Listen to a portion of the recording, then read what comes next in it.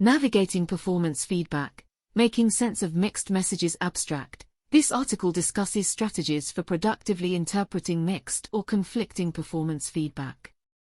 It acknowledges that while performance reviews aim to provide career development guidance, communicating feedback effectively is challenging and inconsistencies can occur due to factors like insufficient manager training, biases, lack of objective metrics, and differing priorities between management levels.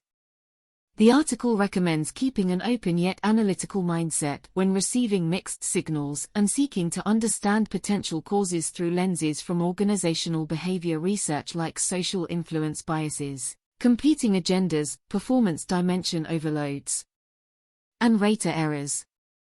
It suggests tactics for constructively addressing inconsistencies with leadership like requesting a joint discussion, focusing on mutual goals, acknowledging multiple perspectives, problem-solving over blaming, and following up with agreed-upon action items.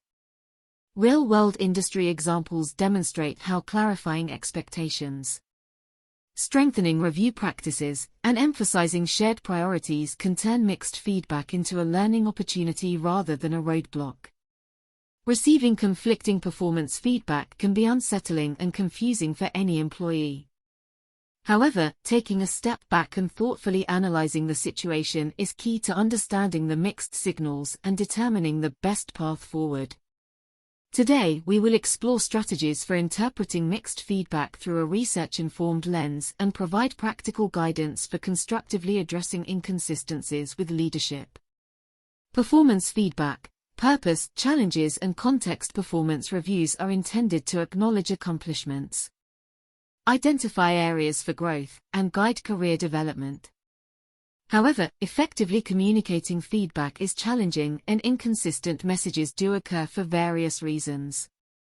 Research into performance evaluation challenges finds common causes include insufficient manager training, discretionary bias, lack of objective metrics, and conflicting priorities between different levels of management. Cheng, 2014. Denisi and Murphy, 2017. The organization, team dynamics, individual personality factors, and current workload pressures also provide necessary context for mixed signals. Rather than assume malicious intent, it is wise to approach inconsistent feedback with an open yet discerning mindset. Seeking first to understand potential explanations will foster more clarity than reacting defensively.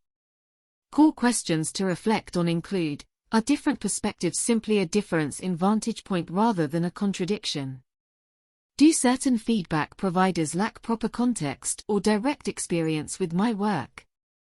Might competing priorities among leadership lead to some mixed priorities in messaging at times? Answers may reveal this is less a matter of being unfairly criticized than a normal reality of large systems with many moving parts.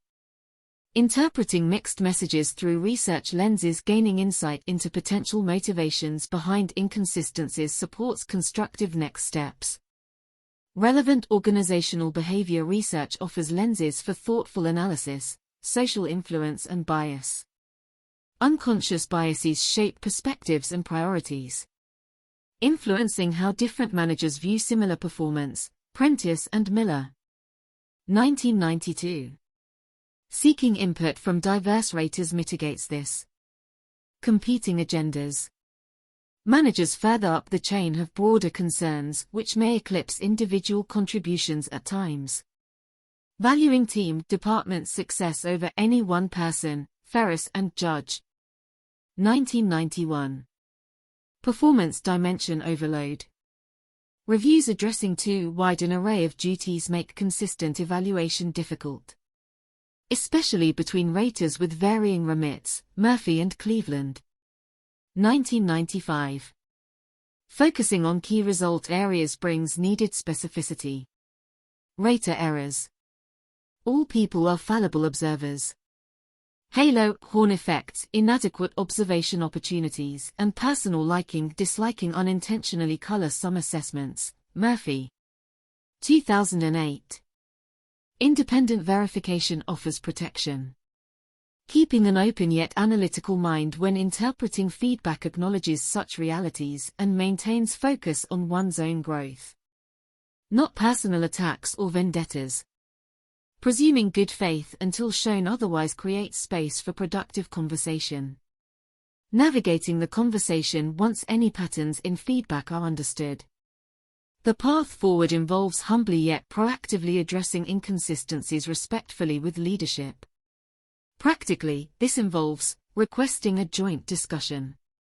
Propose sitting down together to discuss perceptions in an interest-based manner. Come prepared to outline both positive and developmental feedback received to ensure a balanced understanding. Listening without reacting. Remain composed as others explain their perspectives, avoiding defensiveness. Take thorough notes to refer back to later for reflection and clarification of any points needing follow-up. Acknowledging multiple truths. Affirm differing viewpoints can coexist, then focus conversation on collaborating around shared goals and priorities rather than who is right, Stone and Hien. 2014. Problem solving, not blaming. Suggest seeking consensus on expectations and measurements. Then commit as a team to enhanced goal setting, mentorship, and consistent feedback practices going forward. Following up in writing. Send a summary of the discussion, action items, and goals agreed upon to relevant managers and HR for documentation and accountability. Treat this as an opportunity for growth, not a grievance. Research confirms the most constructive approach involves assuming shared motivation to succeed, not conflict. Harvey et al. 2008. Leading with empathy, honesty, and solutions orientation models the type of leadership valued within high-performing organizations. Applying feedback lessons in the workplace to apply this approach practically. Consider the following industry examples. Education. A teacher received conflicting feedback on classroom management skills from the principal versus department head. In a joint meeting, she acknowledged their varying observation opportunities and priorities. Then suggested weekly mini-observations and weekly debriefs to develop shared expectations around discipline techniques. Both managers agreed to the plan. Healthcare. A nurse was confused by inconsistent ratings on empathy and coordination from different nurse managers. In a private discussion, she respectfully noted the discrepancies and asked for concrete examples of where perceptions diverged. This led to a productive dialogue where misunderstandings were resolved and specific goals for improvement were set. Technology. A software engineer felt undervalued after a glowing peer review but lukewarm manager review. He scheduled time with both individually to understand their priorities. Then brought them together to align expectations around productivity metrics and documentation standards to provide clear performance indicators going forward. In each case, addressing inconsistencies respectfully through open communication. Acknowledgement of multiple perspectives, commitment to shared goals and action planning led to stronger performance management practices benefiting all parties. Conclusion. Navigating mixed performance signals takes an analytical yet humble approach focused on growth rather than grievance. By understanding feedback in its full context through research lenses, then respectfully engaging leadership jointly to clarify perceptions, realign expectations and strengthen future review practices. Inconsistencies can present an opportunity rather than a roadblock.